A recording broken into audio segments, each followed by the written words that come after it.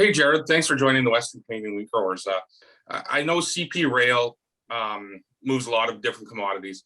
Sometimes farmers feel that grain is kind of put on the back burner. Thanks, Daryl, and it's great to be here with the Western Canadian Wheat Growers. Thanks for inviting me. I can tell you grain is very important to CP. To put that in perspective, grain for CP is 24% of our total revenue, and that's bigger than as a percentage of revenue than any other railroad in North America. So for us, both on both sides of the border, it's really important. And to put it in perspective a little, 70% of that for us is in Canadian grain coming from Western Canada. So Western Canadian grain is really important to CP, even though we have a unique franchise spanning the border.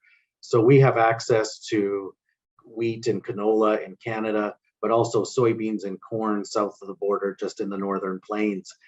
But as I said, the bulk of that is Canadian grain, and moving that to port at Vancouver or Thunder Bay, or even the eastern ports in Quebec is very important to CP as a revenue stream and one of our largest commodity, essentially. And to give you a little bit of a visual on that, if you took our grain shipments in Western or in Canada each year, there'd be about 300,000 rail cars. And so you could stretch that from Vancouver to St. John, New Brunswick, and part of the way back, about 3,200 miles of grain shipments in a typical year. What are some of the ways that trains are allocated? That's a good question, Daryl. And right now, as the crop develops, we're working with our customers and associations like Western Canadian Wheat Growers to determine the crop size, which helps us develop our products and services that we're going to roll out with a view to moving as much grain to market as we can when the grain needs to get to market. Part of our products are the dedicated train product, which is our unit train, most efficient product that moves to the ports of Thunder Bay and Vancouver. And we move greater than 85% of the grain we move in that dedicated train.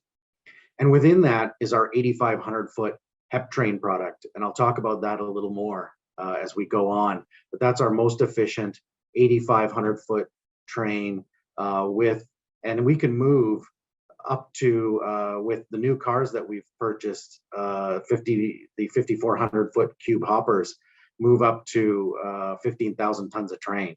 And so you can imagine that we could get, fill a Panamax potentially with 4 trains instead of 5, really adding some efficiency in moving grain from the elevator to the port.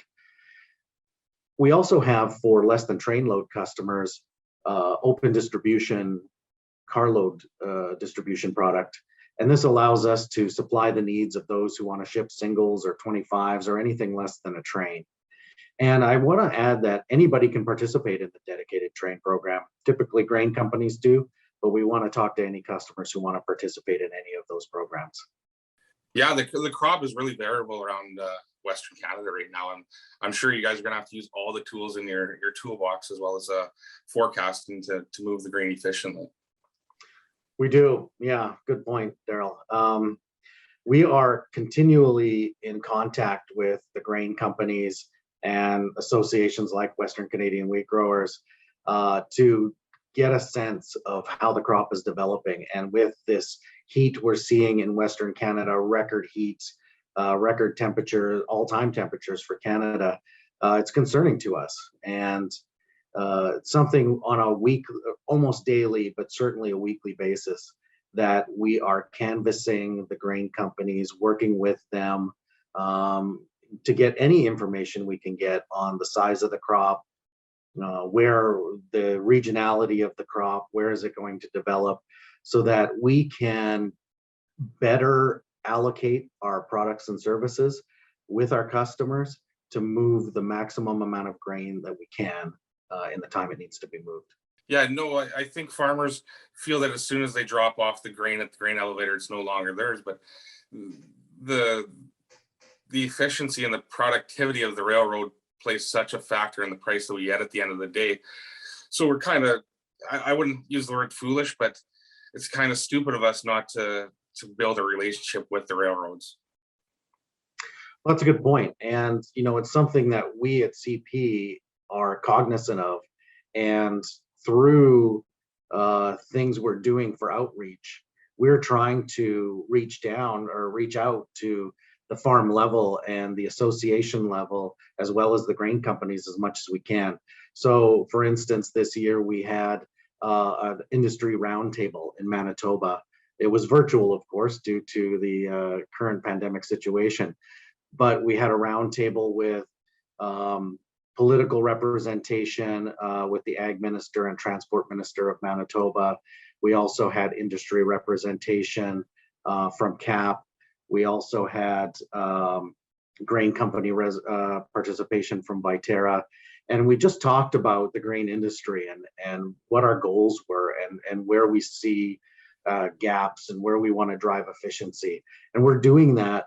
That was our third. We did one as well in Alberta over 2020 and as well as Saskatchewan. So it's something we want to continue to do, as well as participate in conferences. And I was also spoke at, I think this was in 2019 before the pandemic, spoke at a SARM function in southern Saskatchewan. And so we want to be out at the ground level. We want to talk to everybody, get input from the industry at all levels that we can translate into better service for the grain industry. Right. No, I've definitely seen that over the last couple of years as CP has reached out more often. There's definitely a relationship there that can be mutually beneficial to both sides, and at the end of the day, help each other's bottom lines.